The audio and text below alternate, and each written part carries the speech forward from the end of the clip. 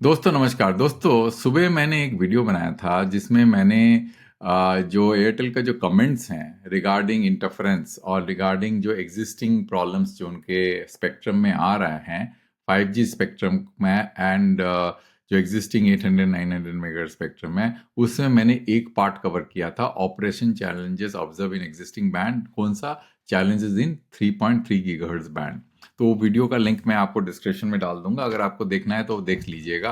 बहुत ही important video है जिसमें भारती के जो 5G स्पेक्ट्रम के अंदर में जो ऑपरेशनल चैलेंजेस आ रहे हैं उसको मैंने एक्सप्लेन किया है कि कैसे उन्होंने मिटिगेट करने का जो जो प्रपोजल दिया था टीआरए को दिया है वो क्यों नहीं काम करेगा हॉट सर्कल में। अच्छा, इस वीडियो में मैं inter system interference risk between 850 megahertz band जिसमें रिलायंस जियो 4G कर रहा है और 900 मेगाहर्ट्ज बैंड जिसमें जो है भारतीय वोडाफोन बीएसएनएल सब लोग हैं। तो कुछ जो है 4G कर रहे हैं, कुछ इसमें जीएसएम चल रहा है, बीएसएनएल इसमें जीएसएम कर रहा है। इन दोनों के बीच में जो इंटरफेरेंस की बात कर रहा है भारती, वो क्या चीज है और उसको मिटिगेट करने के लिए भारती ने ये जो टेबल उन्होंने जो है टीआरआई को प्रपोज किया है वो क्या है। भारती ये कह रहे हैं कि ये दोनों बैंड में इंटरफेरेंस का ह्यूज रिस्क है और इसके लिए कोई गाइडलाइंस इशू नहीं किया है डीओटी ने ना टीआरआई ने। बिना गाइडलाइंस के ये बहुत बड़ा रिस्क है। अब दोस्तों 850 मेगाहर्ट्ज बैंड के अंदर में हम लोग 4G देख रहे हैं रिलायंस जियो का, और 900 मेगाहर्ट्ज में 5G भी होगा आने वाले टाइम में। तो करिए इंटरफेरेंस होगा तो हमारे लिए बहुत ज़्यादा मतलब चिंता का विषय बनेगा, है ना। तो दोस्तों मैं आपको पहले समझाता हूँ कि इशू है क्या, उसके बाद में समझेंगे कि कैसे मिटिगेट करेंगे इसको और क्या प्रपोजल है भारती का। तो दोस्तों आप देखिए, ये है आपका 800 मेगाहर्ट्ज बैंड और ये है 900 मेगाहर्ट्ज बैंड। ये दोनों आपस में बिल्कुल ऐसे लग रहा है कि मिल रहे हैं। अब देखिए बिल्कुल एडजेसेंट है, almost like they are kissing each other, है ना, ऐसा लग रहा है। अब ये जो बैंड है 800 मेगाहर्ट्ज बैंड शुरू कहाँ से होता है? 824 से शुरू होता है, 844 में खत्म होता है, फिर 869 से शुरू होता है, 889 में खत्म होता है। कितना है ये? 20 मेगाहर्ट्ज इधर, 20 मेगाहर्ट्ज इधर, और एक गार्ड बैंड बीच में है जो कि 25 मेगाहर्ट्ज का है। अब इसको बोलते हैं FDD, frequency division duplex. FDD का मतलब क्या होता है कि it is almost acting like A double lane highway. कहने का मतलब यह है कि मान लीजिए कि आप जो है, मैं आपको दिखाता हूं, जैसे मान लीजिए कि आपका जो है दो गाड़ियां चल रही है एक एक तरफ जा रही है और दूसरी दूसरी तरफ जा रही है, दोनों पैरेलल रन कर रही है, मतलब साइमल्टेनियसली चल रही है with a divider in between. Right, हमने देखा होगा ना कि जो हाईवे में जब ट्रैवल करते हैं तो रोड के अंदर में डिवाइडर होता है, तो एक तरफ एक लेन होती है, दूसरी तरफ दूसरी लेन होती है। उसी तरह से एफडीडी स्पेक्ट्रम का स्ट्रक्चर होता है। एक डिवाइडर जो है दोनों लेन को जो है सेपरेट करती हैं।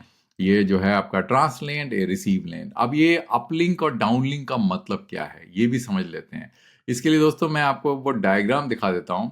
देखिए, अपलिंक का मतलब ये होता है कि बेस स्टेशन, सॉरी, अपलिंक का मतलब होता है mobile is transmitting and base station is receiving, और डाउनलिंक का मतलब होता है base station is transmitting and mobile is receiving. यही फर्क है दोनों के बीच में। तो यही नोटेशन मैंने यूज किया है यहाँ पे। ये जो है पोर्शन जो है ये अपलिंक का पोर्शन है और ये वाला जो 20 मेगाहर्ट्ज पोर्शन ये डाउनलिंक का है। सिमिलरली अगर आप 900 मेगाहर्ट्ज बैंड देखें तो ये वाला पोर्शन अपलिंक का है जो कि 25 मेगाहर्ट्ज है, और ये वाला पोर्शन डाउनलिंक है जो कि 25 मेगाहर्ट्ज है। यहाँ पे भी 19.9 मतलब लगभग 20 मेगाहर्ट्ज का जो है नो मैंस लैंड है, जो कि आप कहते हो डिवाइडर बोल सकते हैं। अब इंटरफेरेंस आ कैसे रहा है वो समझ लेते हैं। उसके लिए दोस्तों मैं आपको ये डायग्राम में लेके जाता हूं तो आपको समझ में आएगा कि इंटरफेरेंस हो कैसे रहा है।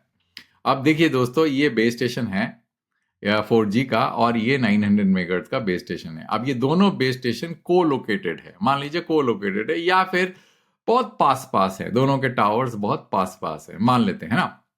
अब क्या हो रहा है दोस्तों कि ये जो 800 मेगाहर्ट्ज का जो बेस स्टेशन है वो ट्रांसमिट कर रहा है और ये मोबाइल रिसीव कर रहा है ना। ये ऐसा ही है कि 800 मेगाहर्ट्ज का ट्रांसमिट कर रहा है और मोबाइल रिसीव कर रहा है। कहाँ कर रहा है? ये वाले पोर्शन में, क्योंकि ये डाउनलिंक है। ये ट्रांसमिट कर रहा है यहाँ, ये वाला ब्लॉक जो मैं आपको बता रहा था, ये वाला ब्लॉक ये डाउनलिंक है। बेस स्टेशन ट्रांसमिट करेगा, मोबाइल रिसीव करेगा, और ये जो है अपलिंक है। इसका मतलब यहाँ पे आपका मोबाइल ट्रांसमिट कर रहा है और बेस स्टेशन रिसीव कर रहा है। ये दोनों जो है आपका एडजेसेंट है, जो मैंने आपको दिखाया यहाँ पे इस डायग्राम के अंदर में अगर देखें ये दोनों एडजेसेंट है ना। तो अब होगा क्या दोस्तों, क्योंकि जो फिल्टर का जो कैरेक्टरिस्टिक्स होता है, क्योंकि हर बेस स्टेशन के अंदर में एक फिल्टर होता है। अब फिल्टर क्या है? फिल्टर जो है, इसका जो ट्रांसमिशन फिल्टर है जो कि ट्रांसमिट कर रहा है यहाँ पे, इसका मान लीजिए कैरेक्टरिस्टिक्स ऐसा है, इसका मतलब ये आपका ट्रांसमीटर फिल्टर का जो you can say ideal cut off होना चाहिए। पर होता कैसे कट ऑफ आइडल नहीं होता, ये रिस्पॉन्स हमेशा ऐसे होता है।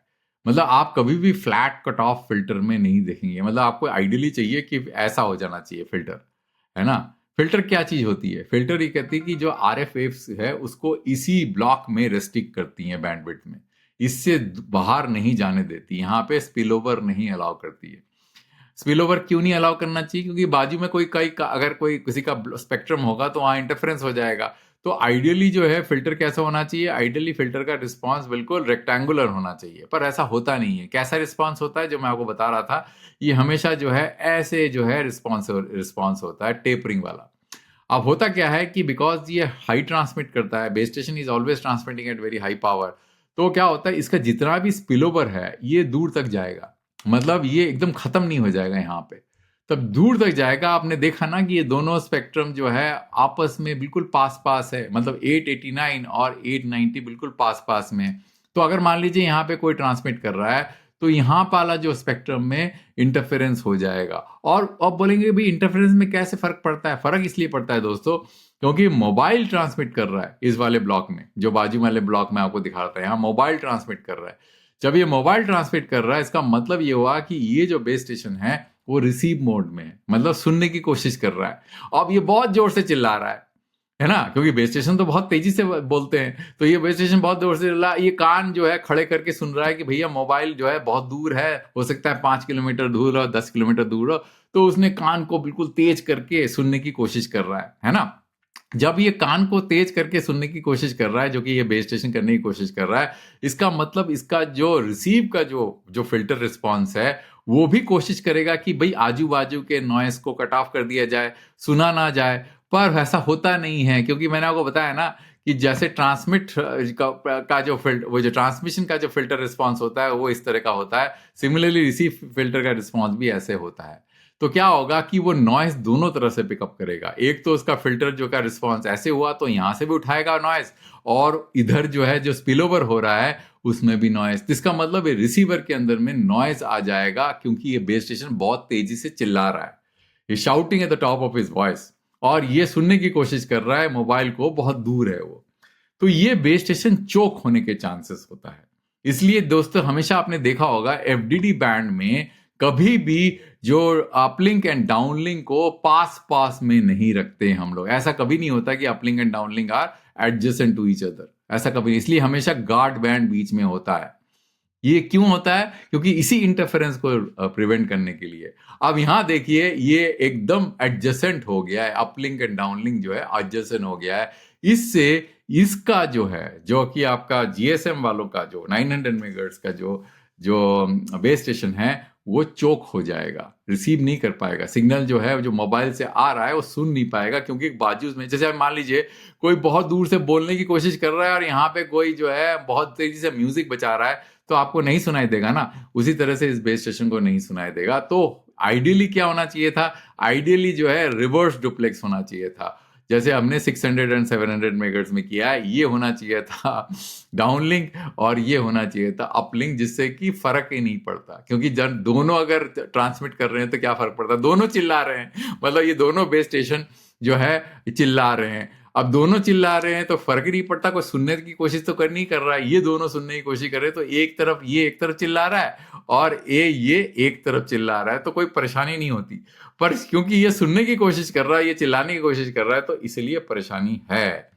तो ये प्रॉब्लम जो है परपेचुअल प्रॉब्लम है। GSM के टाइम में, CDM के टाइम में हमेशा ये लड़ाई चलती रहती थी कि भाई आपका कुछ ना कुछ तरीका होना चाहिए जिससे कि इंटरफेरेंस मिटिगेट कर सकें। यही चीज भारती ने अपने सबमिशन में कहा है। अब देखिए ये क्या कह रहे हैं, interference inter system interference risk between 850 megahertz and 900 megahertz band, और उन्होंने कुछ तरीके बताए हैं कि कैसे इसको मिटिगेट करने के लिए। अब दोस्तों आप बोलेंगे कि भाई इतना बड़ा प्रॉब्लम है तो आज क्यों नहीं प्रॉब्लम है?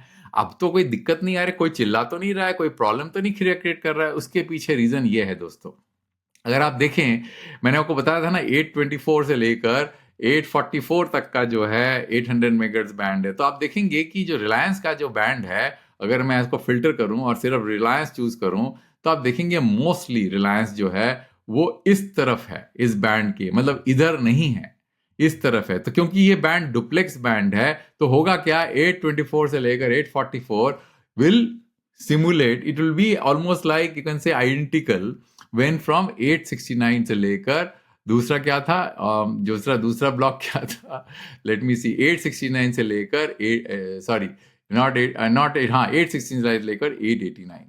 तो 869 से लेकर 889 का जो ब्लॉक है बिल्कुल आइडेंटिकल होगा ऐसा।